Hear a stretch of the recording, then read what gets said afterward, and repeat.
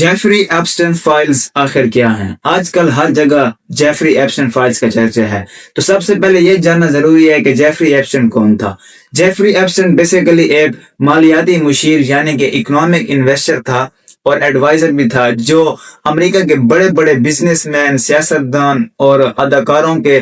Businesses کو deal کرتا تھا، ان کے لیے ایڈوائزر کا کام سر انجام دیتا تھا۔ اس لیے اس کے تعلقات جو تھے وہ بڑے بڑے لوگوں سے تھے، جن میں شاہی خاندان کے لوگ ہو گئے، بڑے بڑے سیاستدان ہو گئے، بڑے بڑے اداکار ہو گئے، بڑے بڑے بزنس مین ہو گئے۔ یہ انتہائی با اثر اور امیر افراد کے ساتھ تعلقات رکھتا تھا، اور اسی کی بدولت اس کے بہت زیادہ تعلقات بن گئے اور اس کی دولت میں بھی بے انتہا اضافہ دیکھنے کو ملا۔ اس کے پاس پرائیویٹ جیٹس، پرائیویٹ جزیرے تھے جو دنیا سے بالکل الگ تھلگ تھے۔ یہ ان افراد کو کاروباری معاملات میں، سرمایہ کاری میں اور اپنے کاروبار کے متعلق رہنمائی فراہم کرتا تھا، اور اسی وجہ سے اس کا اٹھنا بیٹھنا دنیا کے امیر ترین لوگوں کے ساتھ تھا۔ بعد ازاں یہ انکشافات سامنے آئے کہ ایپسٹن غیر اخلاقی اور غیر قانونی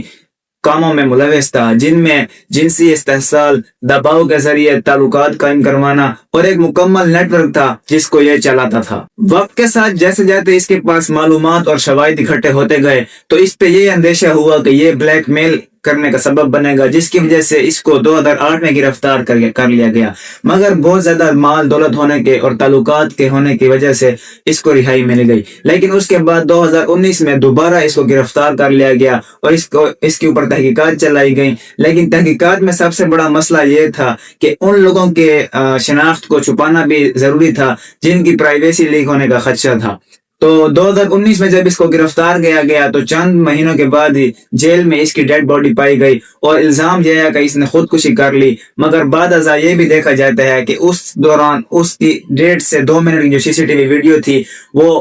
ہٹا دی گئی، یعنی اس سے یہ ظاہر ہوتا ہے کہ اس کو جیل میں قتل کر دیا گیا تھا، کیونکہ اس کے پاس دنیا کے امیر ترین اور طاقتور لوگوں کے خلاف کئی شواہد و ثبوت موجود تھے۔ اس ٹائم ایپسٹن فائلز کو امریکی حکام کی جانب سے کچھ حصوں کو پبلک کیا گیا، جس میں مختلف لوگوں کے نام سامنے آئے ہیں، جن میں بڑے بڑے بزنس مین، سیاسی شخصیات اور کاروباری شخصیات، اس کے ساتھ ساتھ اداکار اور مختلف شاہی خاندان کے ممبرز کے بھی نام سامنے آئے ہیں، جن میں برطانیہ کے شاہی ممبرز ہو گئے، اس کے علاوہ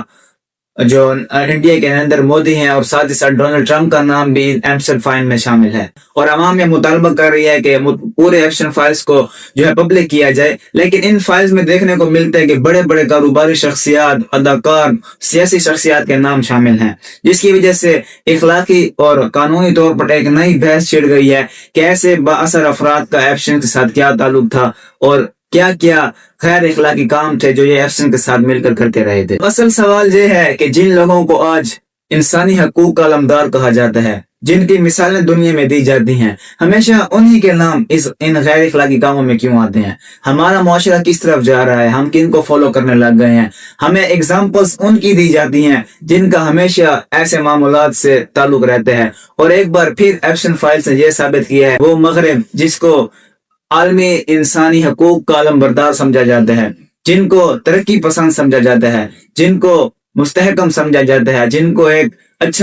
اچھی قوم اور اچھا ملک سمجھا جاتا ہے، ہمیشہ انہی کے نام ان جیسے واقعات میں کیوں ملوث ہوتے ہیں؟ آج کے اس دور میں سب سے بڑی ضرورت ہے کہ ہم اپنے لوگوں کو اپنے اقدار سے جوڑیں، اپنی تاریخ سے جوڑیں، اور ان لوگوں کو آئیڈل بنائیں جو واقعی میں ہمارے ہیرو ہیں، نہ کہ ہم اس سمت میں لے کے جائیں جو معاشرے میں بگاڑ پیدا کریں۔ وقتی شہرت یا طاقت کے بجائے ہم حقیقی کردار سازی کو ترجیح دیں، یہی ایک راستہ ہے جس سے ہم اپنے معاشرے کو غیر اخلاقی اور غیر منظم طریقوں سے بچا جا سکتے ہیں اور ترقی کے راہ پر گامزن کیا جا سکتا ہے۔